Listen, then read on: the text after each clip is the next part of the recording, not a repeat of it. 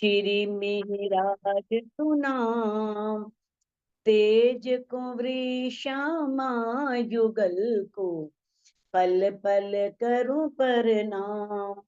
पिया जी को पल पल करूं प्रणाम। प्रणाम जी।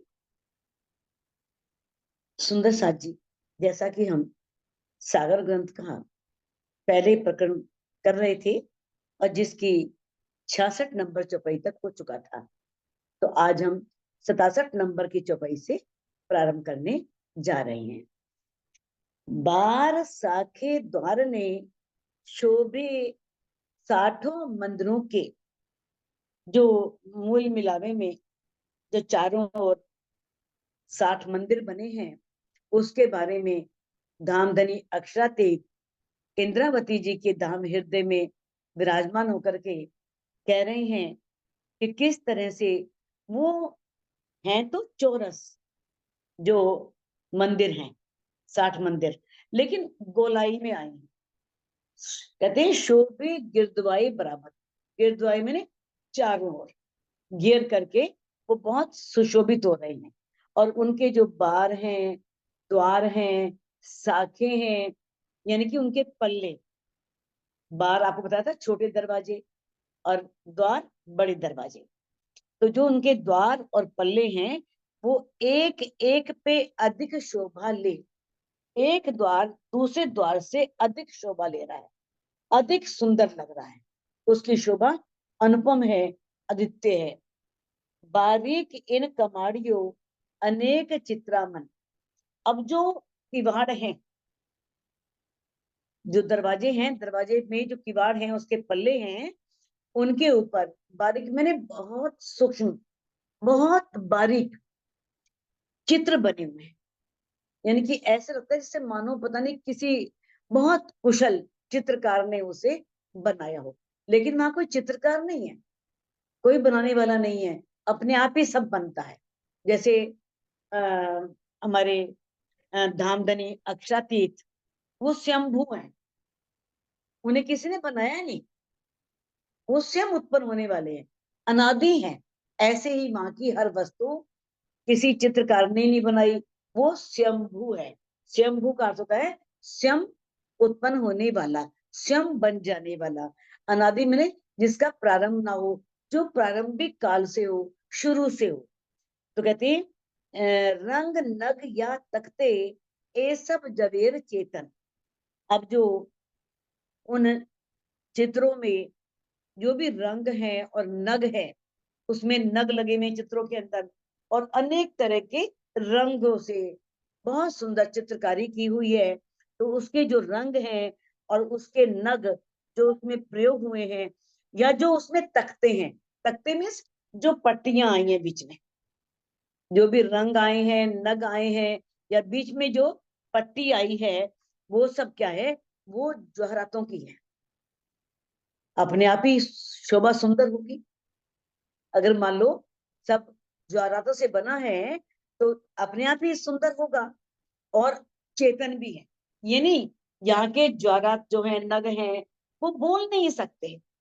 यहाँ आपने आभूषण पहन रखे हैं तो आपके आभूषण ठीक है, थोड़ी आवाज तो करेंगे, जो उसमें नग वो घुंघरू वगैरह लगे हैं, कुछ हैं, तो चलेंगे, थोड़ी सी आवाज होगी, लेकिन वो चेतन नहीं है, आपसे बात नहीं कर सकते, आपकी बात का जवाब नहीं दे सकते। लेकिन वहां की हर चीज चेतन है, हर चीज जो है वो जागृत अवस्था में है। ना चितारे चेतरे, ना घड़ी ना समारे, ना किन समारे। अब जो ये चित्र बने हुए हैं, जो दरवाजों में हैं, जो भी चित्र बने हैं, उन चित्रों को ना चितारे चेतरी, चितारे मैंने चित्रकार ने, किसी चित्रकार ने वो चित्र नहीं बनाई। ना घड़ी ना किन समारी, और ना ही किसी ने उसे घड़ी मैंने गढ़ा है, बनाया है। घड़ी मीन्स बनाना। कहते ना किन समारी, और ना ही किसी ने उसे सजाया है। कोई नहीं है उसे सजाने वाला, कोई उसे बनाने वाला नहीं है। वो स्वयं अपने आप में इतना प्रकाश और इतना सौंदर्य लिए हुए हैं। ए अर्श जिमी थंब मोलाते, ये जो परम धाम है, परम धाम की जो जिमी है, जमीन है, उनके जो थंब हैं, उसमें जो महल बने हुए हैं, जो दीवारें हैं, जो दरवाजे हैं, कुछ भी है, चाहे वो दीवार है, चाहे वो दरवाजे हैं, चाहे वो खंबे हैं, चाहे वो कोई भी मोलाते हैं, महल बने हुए हैं, वो सभी ना किसी ने बनाए हैं, ना किसी ने सजाया है, वो स्वयं ही सौंदर्य से परिपूर्ण है।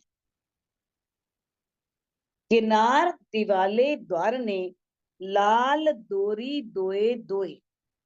अब कहते हैं जो दीवाले, जो मंदिर है ना, मंदिर की जो दीवार है, उन दीवालों पर, और द्वार ने और दरवाजे हैं, जो मंदिर की दीवारें हैं और दरवाजे हैं, उनकी किनारे पर क्या है, लाल रंग की दो दो डोरियां, लाल दोरी दोए दोए, डोरियां बोलते हैं रेखाएं, लाल रंग की दो रेखाएं उसके ऊपर बनी हुई हैं। उन दरवाजों पर और उन दीवालों पर दो रंग की लाल डोरियां बनी हुई हैं। कहते हैं मंदिर मंदिर की हद लग, हद कहते हैं किनारा, सीमा। तो एक मंदिर से प्रत्येक मंदिर की जो किनारा है ना, जो सीमा है, शोभा लेत अति सोई, उसकी शोभा बहुत सुंदर है। जो दो लाल रंग की रेखाएं लगातार चल रही हैं मंदिर में, दरवाजों में, दीवालों पर, तो वो बहुत सुंदर लग रही हैं, उसकी शोभा अद्भुत है। डोरी लगती कांगरी सब ठोरों गिरदवाई, सब ठोरों, सब ठोरों मैंने सभी जगह पर, गिरदवाई मैंने चारों, जितना भी स्थान है ना, उस स्थान के गिरदवाई चारों, ये डोरी लगी हुई है। डोरी मीन्स डोरी, एक रेखा, और उसके साथ साथ कांगरी बनी हुई है। आपने देखा होगा किस तरह से अपने अपने दुपट्टे होते हैं या कुर्ता होता है, उसके ऊपर किस तरह से बारीक सी पाइपिंग लगी होती है, और पाइपिंग के साथ ही एक किनारदार लेस लगी होती है ना। तो इसी तरह से वहां पर जो डोरी है ना, जो रेखा है, उसके नीचे कांगरी बनी हुई है। कांगरी जानते होंगे आप, वो गोल भी हो सकती है, तिकोन भी हो सकती है, चौकोर भी हो सकती है ना, लय से एक तरह की। और वो इस तरह से बहुत सुंदर उसके अंदर क्या है कि कांगरी बनी हुई है। कांगरी, कंगूरा जिसे बोल देते हैं, जिसके कोने निकले होते हैं, चाहे वो हर हर रेखा के साथ साथ एक कांगरी बनी हुई है। चित्रामन इनके बीच में जो देखो सो अधिक शोभाए। अब उनके बीच बीच में चित्र भी बने हैं, ये नहीं खाली डोरी है और कांगरी है, उसके नीचे ऊपर फूल वगैरह, कोई पशु पक्षी, कई तरह के अनेक उसमें चित्र भी बने हुए हैं। जो देखो सो अधिक, नहीं, तो देखो सो अधिक शोभाए, जिसे देखो वो उससे अधिक सुंदर लग रहा है। यानी कि हर एक में सुंदर है, ये नहीं कि एक सुंदर है और दूसरा उससे अधिक सुंदर है, नहीं, है सब बराबर, सब में बराबर सुंदर है। लेकिन जब एक को देख के दूसरे की तरफ देखने लगता है तो पहले से ही ज्यादा सुंदर है नहीं, लगता है ऐसा कि ये तो बहुत अधिक सुंदर है। यानी कि एक से अधिक, यानी कि सौंदर्य वो निरंतर उत्कृष्ट बढ़ता जा रहा है और ऊंचाई पर जा रहा है, यानी कि बहुत अधिक सौंदर्य, सब जगह शोभा नूरी फैली हुई है। साठों तरफों मंदिर, मूल मिलावे के जो 60 मंदिर हैं, नई नई जुदी जुगत, नई नई मैंने अलग अलग, वहां ये नहीं है, वहां परिवर्तन होता रहता है, पल पल अलग अलग सुंदर, यानी कि श्रृंगार भी बदलता है, सौंदर्य भी बदलता है सुंदर सौंदर्य है, लेकिन वहां पर अलग अलग, बिल्कुल जुदी जुदी, नई नई जुगत, नई नई शोभा से युक्त है। वो जो 60 मंदिर हैं, वो मंदिर जुदी जुदी प्रकार की, जुदी जुदी मैंने अलग अलग प्रकार की नई नई शोभा से युक्त है। युगत मैंने शोभा से युक्त है। ये 60 फेर के देखिए। अब इन सभी 60 जो मंदिर हैं उनको फेर के देखिए। फेर के मतलब क्या होता है? दोबारा। जब उसे हम बार बार देखते हैं, शोभा और पे और अतंत, तो प्रत्येक की शोभा दूसरे से अनंत गुना अधिक दिखाई देती है। यानी कि 60 मंदिर जो हैं, अगर उनको बहुत गहराई से देखें, बार बार देखें, तो लगता है कि वो शोभा जो है वो अनंत है। बहुत, उसकी सीमा नहीं है। शोभा उत्तरोत्तर बढ़ती जा रही है। वो बहुत अधिक सौंदर्य से युक्त है। क्यों कहूं जुगत अंदर की, क्यों कहूं जुगत बाहिर। अब कहते हैं कि जो अंदर है उसकी शोभा का क्या वर्णन करूं, उसकी शोभा की कैसे बात करें। क्यों कहूं जुगत बाहिर, और जो बाहर का सौंदर्य है, बाहरी शोभा का भी कैसे वर्णन किया जाए। यानी कि बहुत सौंदर्य है, अंदर बाहर हर जगह बहुत सुंदर है। जित देखो तित लग रहो, जानो नजरों आवे जाहिर। कहते हैं जित देखो, मैं जहां भी देखती हूँ ना, तित लग रही हो, उसी में डूब जाती हूँ। मैं उसी में लग जाती हूँ, उसी में उसी को देखने लगती हूँ कि इतना सौंदर्य। जिसको भी देखती हूँ मैं उस सौंदर्य में निमग्न हो जाती हूँ, डूब जाती हूँ। जानो नजरों आवे जाहिर, और मुझे ऐसा लगता है कि मानो मैं उसे साक्षात देख रही हूँ। जाहिर मैंने साक्षात। तो यही चितवनी में जब आप देखते हो, आपको इस तरह से मूल मिला हुआ दिखता है तो देखो, आपके ध्यान में आप सुरता लगा रहे हैं, और आपको वो सुंदर 64 थंब दिखाई दे रहे हैं, चबूतरा दिखाई दे रहा है, उसके ऊपर गिलम बिछी हुई है, बीच में सोने का सिंहासन दिख रहा है। तो कई बार ऐसी शोभा झलकती है, लगता है कि जैसे हमने साक्षात ही मूल मिलावे को देख लिया हो। इतना, यानी कि ऐसा प्रतीत होता है कि साक्षात हम मूल मिलावे में ही बैठे हुए हैं और मूल मिलावे को ही देख रहे हैं। उपली भौम चढ़न को, सीढ़ियां अति शोभित। अब देखो, ये तो पूरे परम धाम में है। ये नहीं कि जो पहली रसोई की हवेली है, रसोई की हवेली में श्वेत मंदिर है, श्याम मंदिर है, और बीच में सीढ़ियां हैं। यानी कि हर मंदिर में सीढ़ियां हैं, कहीं अलग नहीं है, सब सौंदर्य बराबर है।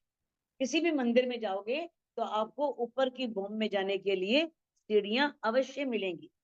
तो कहते हैं उपली भूमि चढ़न को, ऊपर की जो भूमि है, ऊपर की भूमों में जाने के लिए, चढ़न को मैंने चढ़ने के लिए सीढ़ियां अति शोभित। सीढ़ियां बहुत अधिक शोभा ले रही हैं। नई नई तरह नए रंगों, सामी जोते जोत उठत। और उसमें अनेक प्रकार के नए नए रंग दिखाई दे रहे हैं। नए नए रंग, बहुत अधिक सुंदर रंग उसके अंदर प्रस्फुटित हो रहे हैं, दिख रहे हैं। और सभी जोते जोत उठत। और इन सीढ़ियों, जो सीढ़ियां हैं, उन सीढ़ियों की जो ज्योति है, उस ज्योति में से एक अलग ही छटा निकल रही है, वो जगमगा रही है। यानी कि किस तरह से उसमें से एक प्रकाश निकलता है और वो सामने फैल जाता है, सभी और झलकार मारता है, और सभी जगह उद्यत में चमक उठती है, जगमगा जाती है। देखो, तो इसी तरह से जैसे आया ना, श्याम श्वेत के बीच में सुंदर सीढ़ियां शोभित। तो ऐसा नहीं है, ठीक है, उसमें है, वहां सीढ़ियां का वर्णन किया गया है, लेकिन हर मंदिर में ऊपर की भूमि में जाने के लिए सब जगह सीढ़ियां बनी हुई हैं, कहीं कोई कमी नहीं है। परम धाम अपने में पूर्ण है। जैसे पूर्ण ब्रह्म परमात्मा पूर्ण मिदय पूर्ण मिदम, तो पूर्ण है, तो उनका धाम भी पूर्ण मिदम, वो भी परिपूर्ण है, अपने आप में पूर्ण है। सीढ़ियां अति झलकत, जब सखियां उतर चढ़त। जब सखियां उन सीढ़ियों से चढ़ती हैं, उतरती हैं तो सीढ़ियां अति झलकत अपने नूरी प्रकाश से झलकने लगती हैं। उनका नूरी प्रकाश जगमगा उठता है, चमकने लगती है नूरी प्रकाश से। प्रतिबिंब सखियों शोभित पर्दा मीठे स्वर उठत। प्रतिबिंब सखियों शोभित, और जब वो चलती हैं तो सीढ़ियां इतनी साफ हैं, देखा होगा जो पत्थर के मकान होते हैं और वो इतने स्वच्छ होते हैं कि उसमें चलते हैं तो अपनी परछाई दिखती है, यानी कि लगता है जैसे दर्पण है और उसमें अपना चेहरा हम देख सकते हैं। तो ऐसे ही जब वो प्रकाश झलकता है उन सीढ़ियों में तो सखियों का जो प्रतिबिंब है वो उसमें झलकता है, बहुत सुंदर लगता है। पर्दा मीठे स्वर उठत, और उनके पैरों से बहुत ही मधुर ध्वनि निकलती है। सखियां चलती हैं, सखियों में के पैरों में झांझरी घुंघरी काबी करला तो है ही, और किस तरह से चलती हैं तो उनके पैरों से बहुत पर्दा मीठे स्वर उठते, पैर रखते ही जैसे पैर रखती है सीढ़ियों पर तो उसमें से मीठे स्वर निकलते हैं और उनके प्रतिबिंब झलकार मारते हैं। स्वर भूखन के बाजत मीठे अति रसाल। अब सीढ़ियों पर चलते हुए जो भी ब्रह्मश्रेष्ठियां हैं उन्होंने जो आभूषण पहने हुए हैं उन आभूषणों से जो आवाज निकलती है वो बहुत आनंद देने वाली है, बहुत मीठी है। रसाल मैंने बहुत रस से युक्त है, बहुत आनंद को देने वाली है, ऐसी ध्वनि निकलती है। इनकी शोभा क्यों कहूं जाको खामद नूर जमाल। अब कहते हैं अब इनकी शोभा का कैसे वर्णन किया जाए, जिसके प्रीतम कौन हो, स्वयं अक्षरातीत, जो अक्षरातीत की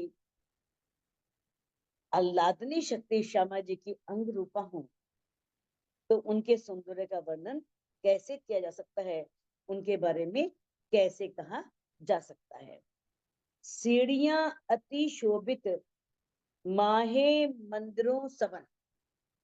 अब मंदिरों में, सभी मंदिरों में सीढ़ियों की शोभा बहुत अधिक है, सीढ़ियां बहुत सुंदर है।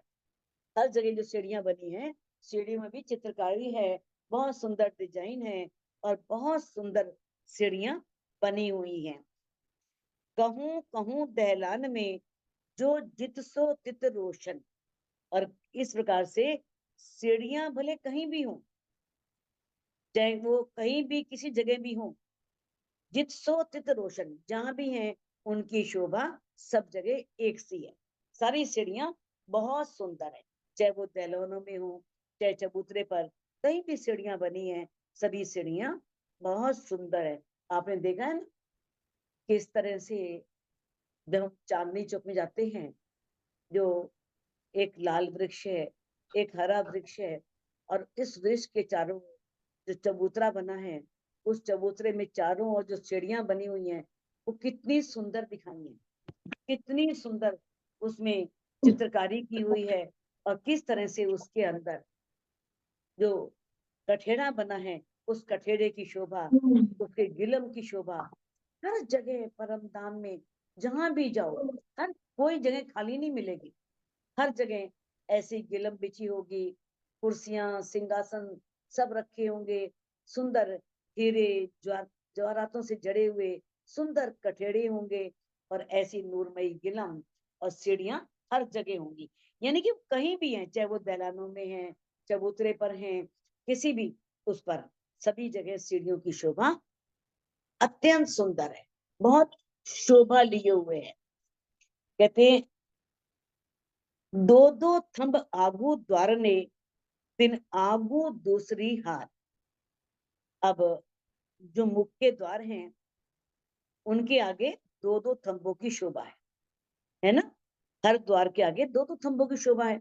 कई 5 के हैं, कई मानिक के हैं, कई पुखराज के हैं और कहीं नीलवी के हैं। तो दो दो थंबों की शोभा हर द्वार के आगे बनी हुई है। तिन आगू दूसरी हार, और उनके आगे थंबों की दूसरी हार आती है, दूसरी हार विराजमान है। तो एक थंब अति विराजत शोभा नहीं सुमार, ये शोभा बहुत अधिक सुंदर है, इसकी शोभा की कोई सीमा नहीं है। तो ये इस संसार के हद के ब्रह्मांड के थंब नहीं है। जो आपने देखा है कि बहुत से मंदिर ऐसे हैं जिनमें बहुत सुंदर कलाकृतियां हैं, बहुत बारीकी से उसमें चित्र बने हुए हैं, और कितने वो सुंदर लगते हैं उसमें। जब उन मंदिरों को देखते हैं, उस सौंदर्य को देखते हैं, तो लगता है कि जो परम धाम है, ये तो सिंपल उसके बने हैं, रंग भरे हैं, सीमेंट के बने हैं, लेकिन वहां के थंब जो हीरे मोती ज्वारात के होंगे, तो वो कितने सुंदर होंगे, उसमें से कितना प्रकाश निकलता होगा, कितनी उसकी शोभा होगी। 4 हांस तले थंब के, 8 ऊपर 3, 16 बीच 8 तिन पर, और 4 ऊपर इन। अब थंबों का वर्णन किया है। थंब कैसे हैं? हांस जानते हो आप? हांस होते हैं पहल, जैसे हमारे रंग महल के पहल 201 हांस है ना। जैसे एक हम एक पेंसिल देखते हैं, पेंसिल में भी पहल होते हैं, हांस होते हैं। तो ऐसी में हांस बने, 4 हांस हैं खंभों में, और उसके ऊपर कितने हांस हो गए हैं? 8। यानी कि चौड़ाई बढ़ गई ना, गोड़ाई उसकी गोलाई बढ़ गई, वो 8 हांस बन गए। और उसके ऊपर कितने बन गए? 16 बन गए। अब 16 के ऊपर फिर 8, फिर 4, फिर 8, फिर 16, फिर 8, फिर 4। तो इतने सुंदर उसमें शोभा आई है। किस तरह से? पहले 4 हांस, फिर 8 हांस, फिर 16 हांस, फिर उसके ऊपर 8, फिर 4। इस तरह के वो थंब बने हुए हैं। इन विध हांस थंबन की, माहे नकस कई कटाओ। तो इस तरह से जो थंब बने हैं, थंबों में जो हांस हैं, उसमें कई तरह की नक्शकारी है, और कई तरह के उसमें कटाव हैं, यानी कि बूटेदार चित्र बने हैं उसमें। जैसे देखा ना, पत्थर को काटा जाता है, काट करके उसमें मूर्तियां चित्र बनाते हैं, उसे किस तरह से उकेरते हैं। तो उन थंबों में अलग अलग तरह की बनावट है, और बहुत सुंदर उसमें चित्र बने हैं। जुदी जुदी जुगतो चित्रामन, जुदी जुदी मैंने अलग अलग, अलग अलग यानी एक अलग अलग तरह के सभी थंबों में चित्र बने हुए हैं। माहे जुदे जुदे कई भाव, और उन चित्रों में अलग अलग प्रकार के अनेकों भाव हैं। यानी कि देखा है ना, चित्र भी बोलते हैं, है ना। कई चित्र ऐसे होते हैं कि उनको देख के ऐसा लगता है जैसे वो आंखें हमें देख रही हैं, वो आंखें हमसे बातें कर रही हैं, वो हमें अपने नजदीक बुला रही हैं। और कई बार ऐसा लगता है कि आंखों में गुस्सा है। देखा होगा, सरकार श्री की तस्वीर को देखो ना, तो जैसे आपके मन में भाव होते हैं ना, वही भाव सामने आ जाते हैं। आपके मन में जैसा होता लगता है कि हाँ, सरकार डांट रहे हैं भाई, बहुत गुस्सा हो रहे हैं। और जब कभी ऐसा मन में भाव होता लगता है कि देखो कितने खुश हो रहे हैं, कितना उनको अच्छा लग रहा है। तो इस तरह से चित्र भी बोलते हैं, दीवारें भी बोलती हैं, हर चीज जब यहाँ के चित्र बोल सकते हैं, यहाँ के आपने देखा होगा बहुत से चित्र ऐसे होते हैं जो ऐसा लगता है कि बिल्कुल जैसे अभी बाहर आ जाएंगे। ऐसी मूर्तियां बनी होती हैं, मोम की मूर्तियां, आपको लगेगा ही नहीं कि मूर्ति है, आपको लगेगा कि साक्षात वही व्यक्ति खड़ा है। मान लो मोदी जी की है तो मोदी जी लगेंगे, लगेगा नहीं कि मोदी जी नहीं है, लगेगा मोदी जी खड़े हैं और हाथ मिला रहे हैं, या किस तरह से आपको नमस्कार कर रहे हैं। जैसी भी मूर्ति बनी हुई है, सेम वैसा ही लगे। जब यहाँ के चित्र ऐसा कर सकते हैं कि आप देख करके एकदम अचंभित हो जाओ, आपको आश्चर्य लगे कि हाँ वास्तव में, तो वहां परम धाम में तो क्या होगा। परम धाम के चित्र तो कितने भाव दिखाते होंगे, कितने भाव दर्शाते होंगे। तो इस तरह से जो जैसे चेहरा भी दर्पण होता है ना, हमारा चेहरा जो है वो हमारे हृदय का दर्पण है। अगर मान लो हम गुस्से में, तो चेहरे पर भाव ऐसे आ ही जाएंगे। अगर मान लो बहुत खुश है, तो पता लगेगा कि भाई आज ये बहुत खुश है, इसके चेहरे पर खुशी है।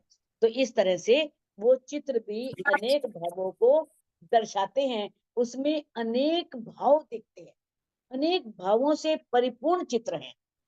एक एक रंग का जवेर, उसी जवेर में नकस।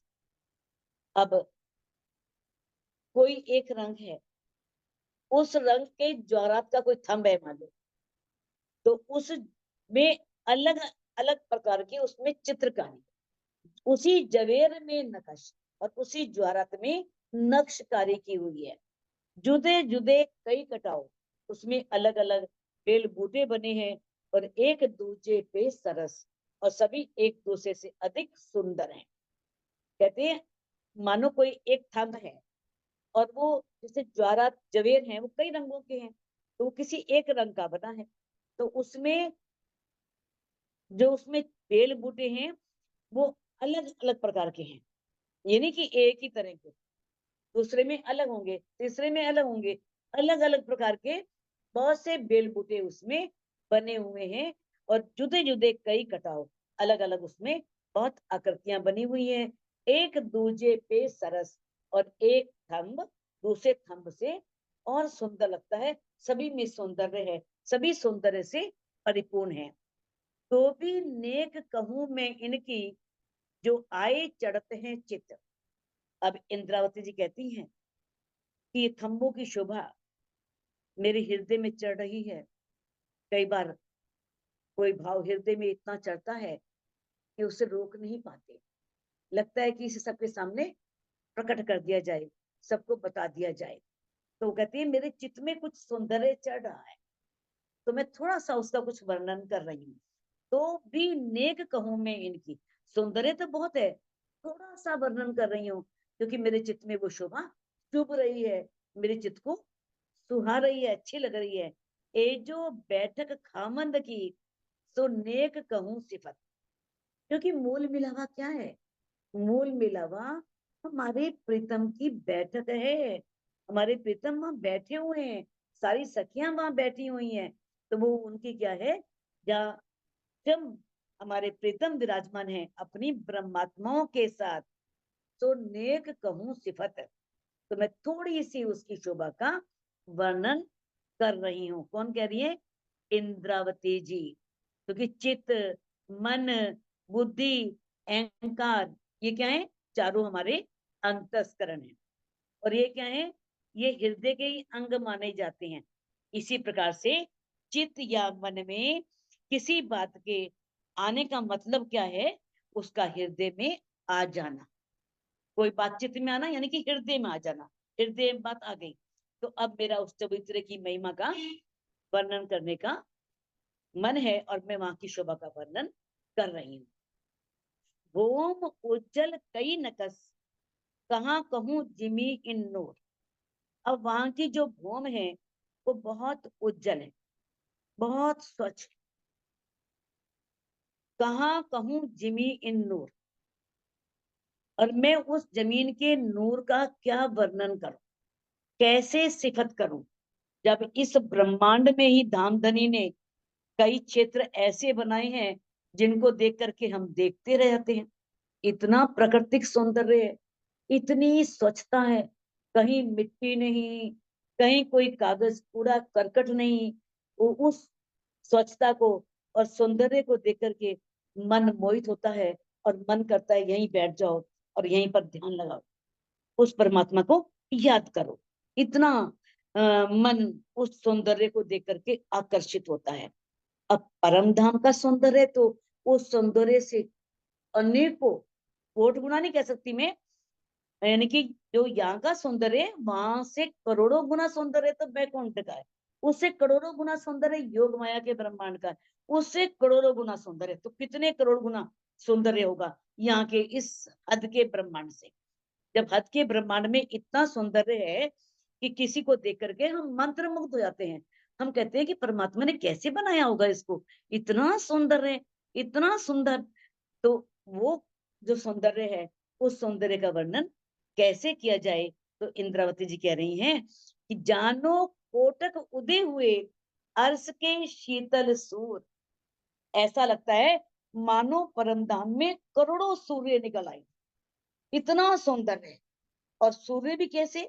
जिसमें दाहकता नहीं है, जहां जलन नहीं है, जहां तेज नहीं है, अग्नि नहीं है, तेज तो है पर वो चुभने वाला नहीं है, वो शीतलता है, शीतल है। उसमें जो तेज है ना वो मन को भाने वाला है, आंखों को शीतल करने वाला है, हृदय को शीतल करना वाला है। कहते हैं ना, जेने दर्शने नेत्र ठरे, ठरे सर्वे अंग, जिनके दर्शनों से नेत्र भी ठर जाते हैं और सारा हमारे अंग शीतल हो जाते हैं। कहते हैं इतना उसमें नूर है, उन सूर्य में भी किस प्रकार से वहां का जो सूर्य है वो चेतन है, शीतल है, आनंदमयी है। तो ऐसा लगता है मानो अनेक सूर्य निकल आए, इतना सौंदर्य है। लेकिन उसमें जड़ सूर्य की भांति अग्नि की दाहकता नहीं है, वो आंखों को ठंडक देने वाला है और हम शरीर को भी ठंडक देने वाला है। फिरते थंब जो 64, चारों तरफों द्वार। अब चारों ओर जो 64 थंब आए हैं और जिसकी चारों दिशाओं में 4 दरवाजे हैं। 64 थंब हैं, 64 थंब के चारों तरफा 2-2 द्वार हैं, उसके ऊपर मेरा भी बनी हुई है।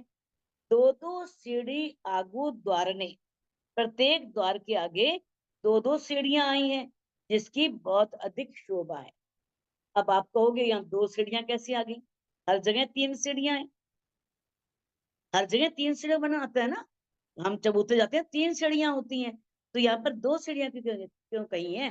क्योंकि एक सीढ़ी उस चबूतरे को मान लिया गया है, फिर एक पैर नीचे रखेंगे दूसरी और तीसरी नीचे। तो इस प्रकार से जिनकी बहुत अधिक शोभा है।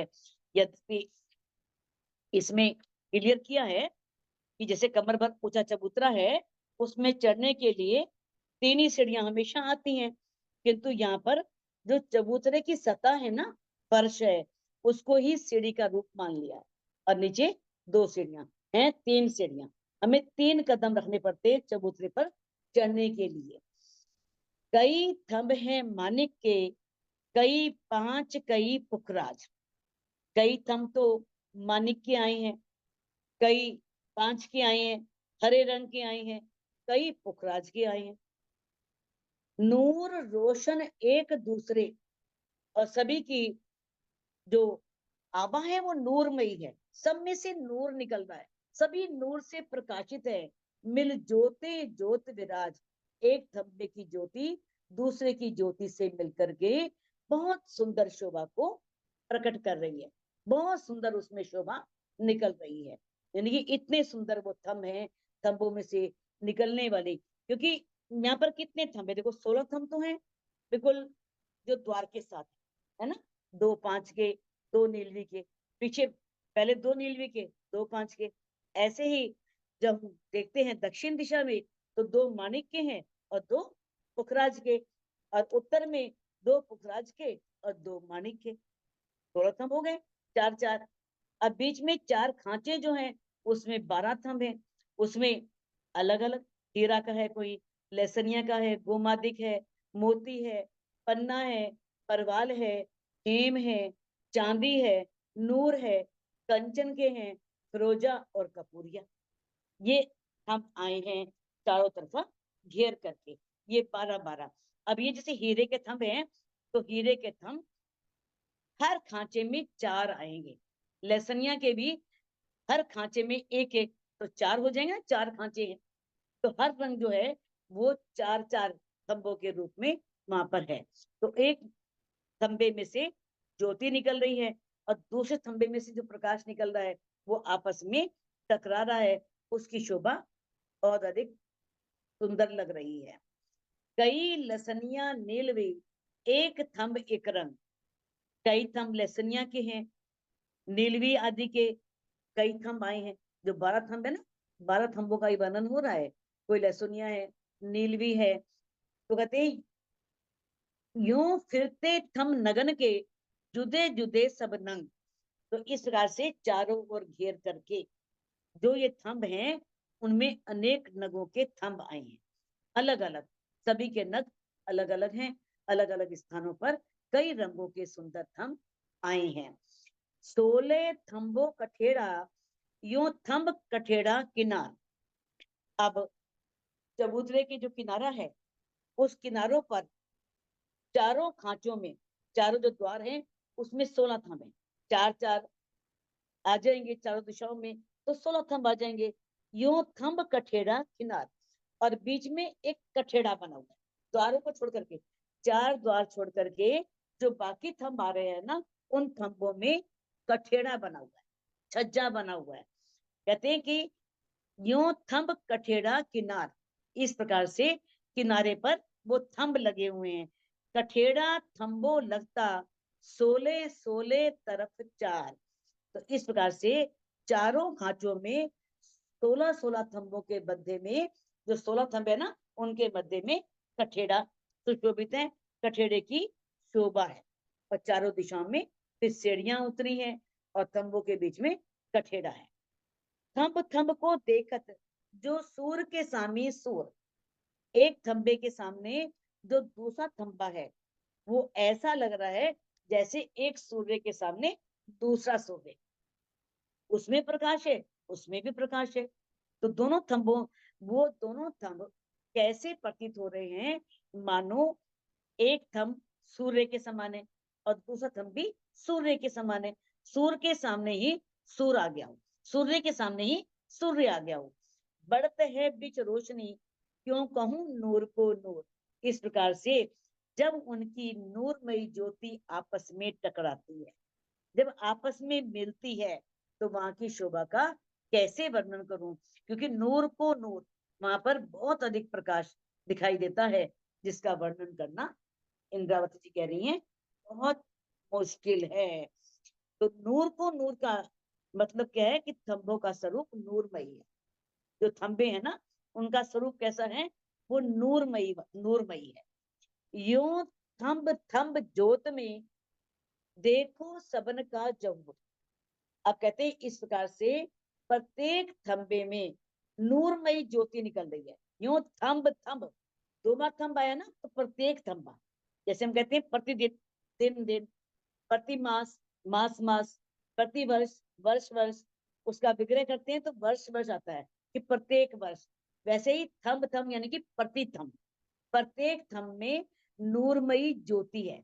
देखो सपन का जोर है सुंदर साथ जी, सभी का सौंदर्य देखो, सभी की नूरी शोभा को देखो, उसके जो उसमें से नूरमयी नूरमयी स्वरूप सौंदर्य निकल रहा है ना, उस सौंदर्य की छटा को निहारो।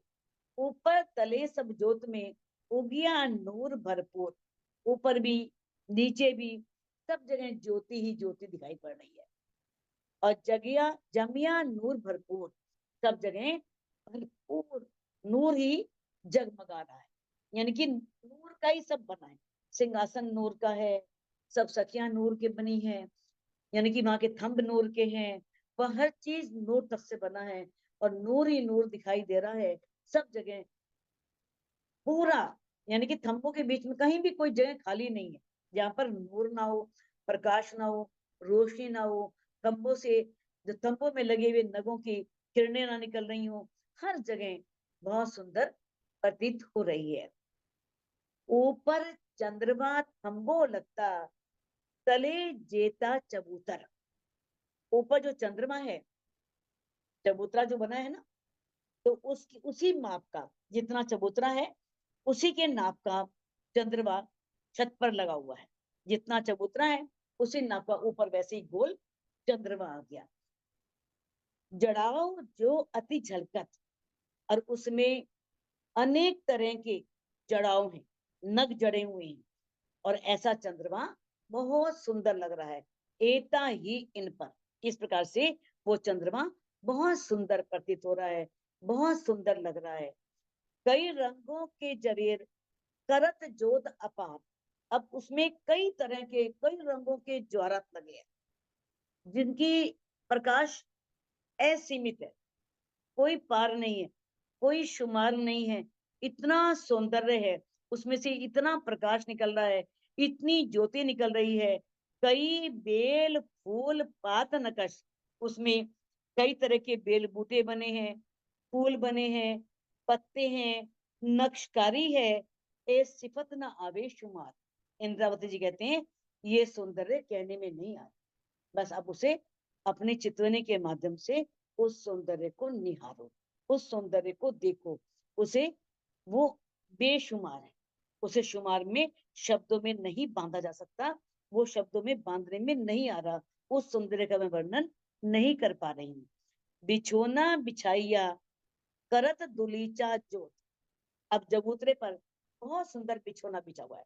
बिछोना यानी कि गिलम, दुलीचा जिसे बोलते हैं, बहुत सुंदर उसके ऊपर दुलीचा बिछा है, गिलम बिछी हुई है, जिसमें से बहुत ज्योति निकल रही है, बहुत कोमल है, नरम है, और उसमें से प्रकाश की किरणें निकल रही है, नूरमयी ज्योति निकल रही है। फल फूल नहीं, चबूतरे लग कठेड़ा, शोभा अति सुंदर, फिरता बिछाया भरकर।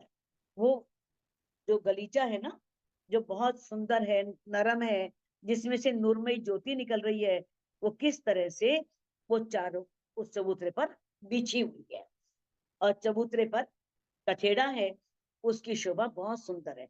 वो कठेड़ा साधारण कठेड़ा नहीं है, धातु का नहीं है, हीरे मोती जवाहरात उसमें जड़े हुए हैं, तो उस कठेड़े की शोभा बहुत सुंदर है, इसमें से बहुत सुंदर, उसकी शोभा का वर्णन नहीं किया जा सकता।